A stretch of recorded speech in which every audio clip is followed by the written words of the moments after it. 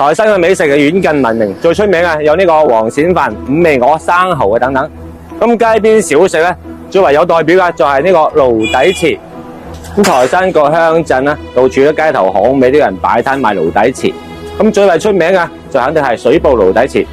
爐底翅咧製作方法非常之簡單，主要嘅材料咧就係麵粉。但係往往咧最簡單嘅嘢想做得好，就一定要用心去做，而且仲有呢個獨門秘方。嗱，啲粉咧調得靚唔靚，就取決於呢個口感爽唔爽啦。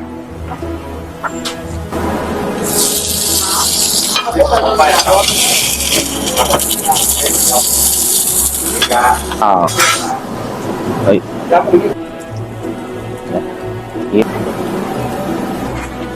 咁火候咧又要掌握得好，烤到外脆內韌。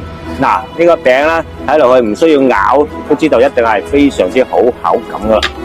我以前咧一直都中意食呢個原味嘅加煉奶，相當正。爐底翅個學名係叫華夫餅。我以前咧喺廣州、深圳啲地鐵站咧，嗰度都有得賣，但係咧冇對比就冇傷害。食過呢度嘅爐底翅之後，再食嗰啲華夫餅，嗱我就唔多講啦。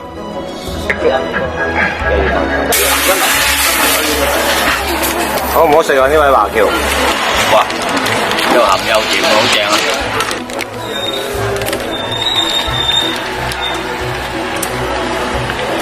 頭先咧有幾把靚啦，廣州過嚟，佢哋話每次咧去台山喺高速路口一落車咧就跑嚟呢度食呢個爐底翅。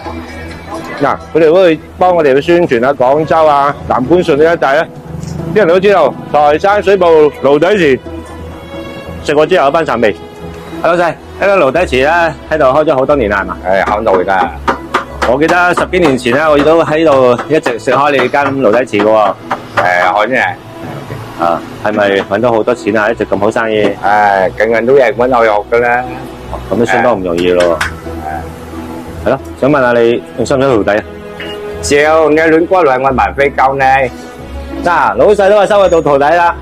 到時咧佢退休之後咧，呢個檔攤咧就我嚟接手。